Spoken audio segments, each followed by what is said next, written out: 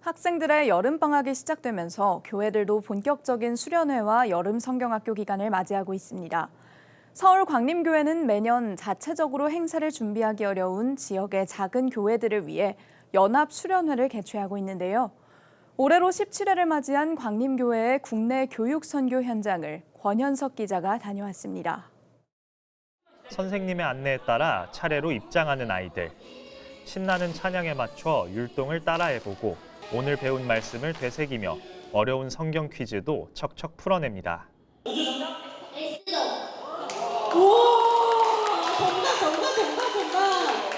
여름방학 기간에 맞춰 광림교회가 진행하는 국내 교육 선교 현장. 자체적으로 여름 성경학교나 수련회를 열기 어려운 작은 교회 학생들을 위해 광림교회가 전국 각 지역에서 개최하는 연합 수련회입니다. 작은 교회들은 교회 학생들도 중요하지만 교사가 없는 상황이다 보니까 자체적으로 뭔가 행사를 치르기가 굉장히 어려운 상황이에요. 저희 아이들이 젊은 교사들과 선생님들과 함께 이렇게 뛰어놀 수 있는 것만 해도 참 감사하고. 성경 공부와 예배는 물론 물놀이와 레크레이션 등 아이들이 좋아하는 프로그램으로 즐거운 추억을 선물합니다. 이번 기회에 친구들도 많이 사귀고 코스놀이나 물놀이가 있어서 정말 재밌었어요. 재밌었고 이런 기회가 또 다시 왔으면 좋겠어요. 직장에 다니는 청년들은 휴가도 반납하며 교육 선교에 참여합니다. 프로그램 구성과 진행은 물론 아이들의 간식과 물품까지 모두 청년들이 자체적으로 헌신하고 있습니다. 저희가 항상 성교 올 때마다 느끼는 거지만 사랑을 주러 왔다가 사랑을 받고 돌아간다는 마음을 품은 선생님들이 참 많은데 마찬가지로 아이들을 사랑하러 왔다가 더 큰 사랑으로 보답받고 하나님께 그 사랑 또 받고 돌아간다는. 올해 교육 선교는 전국 13개 지역에서 기독교 대한감리회 소속 100여 개 교회와 1000명의 유치부, 초등부 학생들을 대상으로 진행됩니다. 감리교 최대 교회로서 광림교회가 받은 은혜를 지역 곳곳에 나누겠다는 비전으로 17회째 이어져 왔습니다. 한국 교회가 앞으로도 계속 성장하려면 믿음의 유산인 우리 어린이들이 더욱더 부흥을 해야 되는데 그 선교의 사명을 가지고 어린아이들에게 성경도 가르치고 믿음도 씨앗도 뿌리고 그래서 지금 열매를 많이 맺고 있습니다. 네. 우리 교회만의 울타리를 넘어 이웃 교회를 향한 섬김과 사랑이 다음 세대의 신앙을 세워가고 있습니다. 구TV 뉴스 권현석입니다. 한반도 평화와 세계 복음화를 위해 힘써온 세계 한국인 기독교 총연합회가 미국 지회를 설립하며 영역을 확장해 나가고 있습니다. 세기총은 미 노스캐롤라이나주 샬롯 지역에 세워진 미주 사무실을 발판 삼아 더 적극적인 세계 선교에 나설 것을 다짐했습니다. 보도에 구TV 뉴욕 본부 김은교 PD입니다.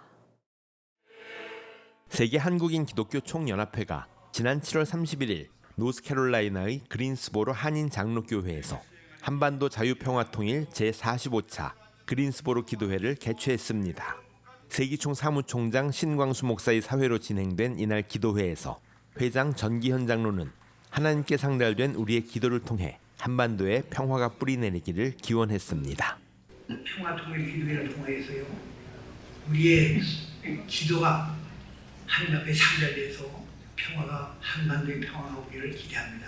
이날 말씀을 전한 황의춘 목사는 자유평화통일의 기도 제목을 가지고 기도할 때에 하나님께서 조속히 통일이 임하게 해주실 것이라고 말했습니다. 기도회는 세계 각국 선교사들의 특별 기도로 진행되었으며 모든 참석자들이 조국의 자유평화통일을 염원하면서 다 함께 통일의 노래를 부르며 마쳤습니다. 세기총 사무총장 신광수 목사도 이 기도회를 통해 조속한 통일의 꿈이 이루어지길 바란다고 밝혔습니다. 세계 한국인 기독교 총연합회가 45차에 이르는 동안 한반도 자유평화통일을 위해서 기도해 왔습니다. 이 통일 기도를 통해서 한반도가 빠른 때에 통일되기를 원하고 통일되는 날 우리 모두가 즐거워하고 평양으로 나들이 가는 그런 날을 꿈꿉니다. 한편 세계 한국인 기독교 총연합회는 지난 8월 1일 노스캐롤라이나 샬롯에 위치한 3층 건물에 세기총 미주 사무실을 열고 오픈 감사 예배를 드렸습니다. 세기총 회장 전기현 장로는 새롭게 문을 연 미주 사무실이 수많은 생명을 구원하는 세계 선교의 전초 기지가 되기를 바란다고 말했습니다. 이 사무실을 통해서요, 우리 710만을 갖다가 섬길 수 있는 전초지가 됐으면 좋겠고, 그다음에 이 사무실을 통해서 주님 그 영광 나타내며 주님의 말씀이 전 세계로 퍼져서 많은 사람들이 하늘나라 생명을 기록되는 그런 일이 있었으면 좋겠습니다. 세계 한국인 기독교 총연합회 미주 사무실이 한인 디아스포라들의 신앙 성장과 하나님 나라 확장을 위한 중심지가 되기를 기대합니다. 노스캐롤라이나 샬롯에서 구티비 뉴스 김은교입니다. 이어서 주요 교계 소식 전해드립니다. 서울 마포구에 위치한 서연교회가 지난달 29일부터 지난 1일까지 경북 안동 지역 12개 교회와 협력해 농어촌 선교를 진행했습니다. 자체적으로 성경학교 진행이 힘든 안동 태화교회와 안동 동문교회가 연합했고, 안동 지역 예장통합교단의 7개 교회가 연합해 성경학교를 진행했습니다. 오랜 시간 방치돼 있던 도진교회의 교회 담장 보수, 교회 건물 외벽 도색이 이뤄졌고, 의성시민교회는 내부 도색 작업과 더불어 성도들이 쉴 수 있는 거처가 마련됐습니다. 지역 전도를 위해 경북도청 부근에 위치한 도청 우리교회에서 사역한 서연교회 선교팀은 안동 지역 청년연합 찬양팀과 함께 복음의 기쁨을 전했습니다. 제주 지역 교회와 목회자들이 장기부전 환자들을 위한 생명 나눔 사역에 힘을 쏟고 있습니다. 제주도 서귀포 중앙교회가 지난달 28일 제주 라파엘 집에 1,000만 원을 전달하며 후원금이 라파엘 집의 안정적인 운영에 도움이 될 수 있도록 기도와 관심을 당부한다고 말했습니다. 이보다 한 달 앞선 6월 20일에는 제주 장기기증활성화위원회가 2024 후원의 밤을 개최하고 후원금 1,000만 원을 라파엘 집에 기탁했습니다. 제주 라파엘 집은 신장 이식 전까지 평생 혈액투석 치료를 받아야 하는 만성 신부전 환자들을 위해 2007년 지어진 시설로 지금까지 10,000명의 환자가 다녀갔습니다. 하지만 코로나19로 직격탄을 맞으며 재정난이 가중돼 운영에 어려움을 겪고 있습니다.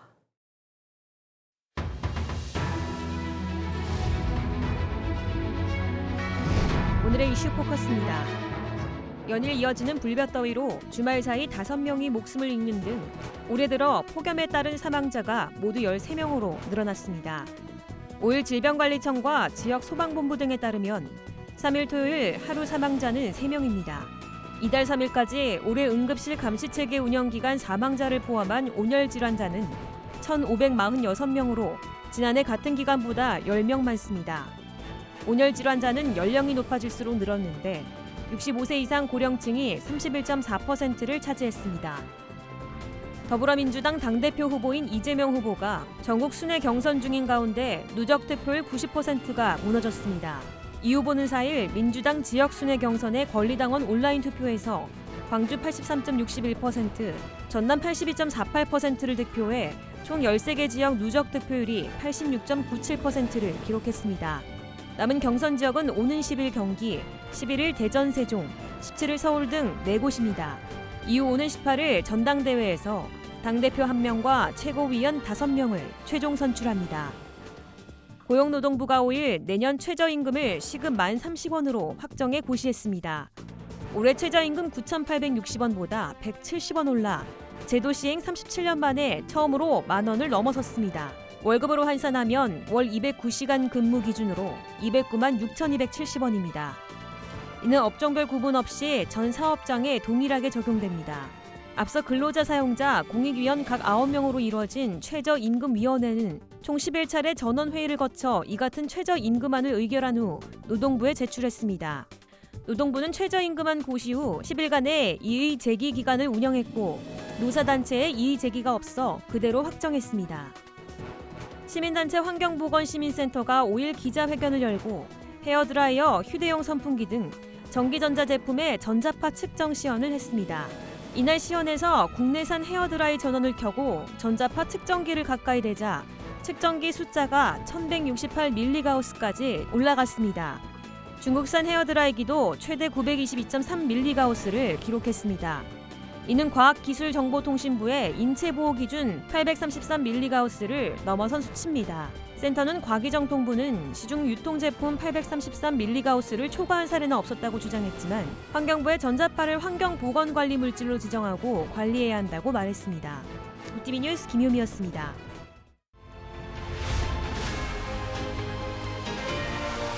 구티비 월드와이드입니다.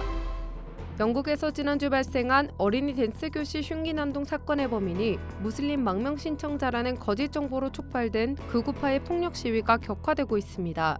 현지 시간 4일 경찰에 따르면 주말 사이 주요 도시에서 벌어진 폭력 시위에 최소 100여 명이 체포됐습니다. 지난 2일 밤부터 런던을 비롯해 리버풀, 사우스포트, 브리스틀 등에서 소요 사태가 본격화되면서 이슬람 사원에 공격이 가해졌습니다. 경찰서와 도서관 등 공공시설이 방화로 불에 타거나 훼손되기도 했습니다. 출범한 지 약 한 달 된 키어 스타머 총리의 노동당 정부는 강경 대응을 천명했습니다. 자국 수도에서 벌어진 하마스 최고 정치 지도자 이스마일 하니의 암살의 배후로 이스라엘에 지목한 이란의 보복 임박 관측 속에 주변국을 포함한 국제사회는 확전을 막기 위한 총력전에 나섰습니다. 이란, 하마스, 레바논 무장정파 헤즈볼라는 이스라엘을 공격 주체로 지목하고 안가품하겠다고 선언했습니다. 이스라엘 총리도 4일 우리는 공격과 방어 모든 시나리오에 대비가 돼 있다며 군사훈련 등 다양한 조치로 대비 태세를 강화하고 있습니다.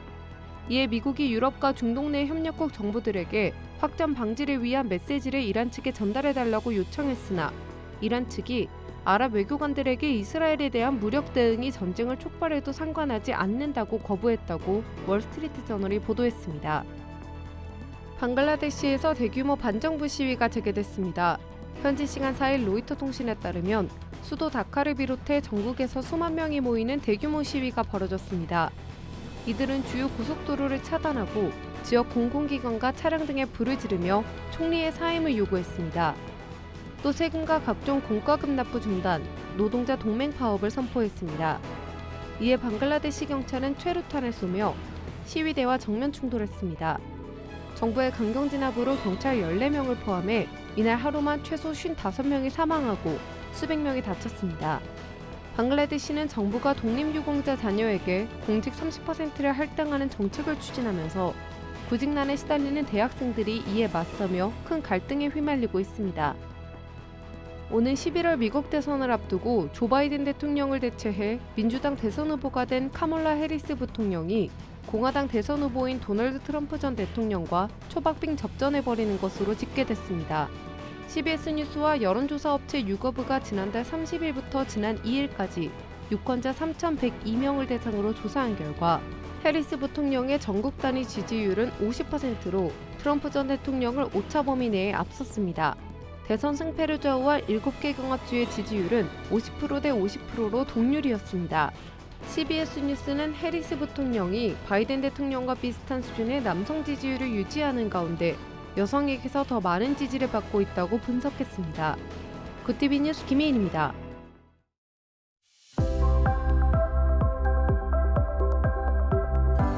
이번 주는 곳곳에 소나기 구름이 자주 지나겠습니다. 내일도 무더위와 함께 전국 대부분 지역에 5에서 40mm의 소나기가 내리겠는데요.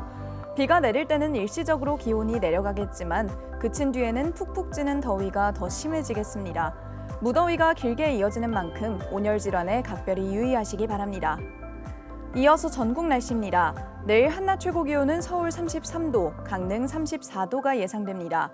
남부지방의 경우 대구 35도, 광주 34도, 부산은 33도를 보이겠습니다. 날씨였습니다.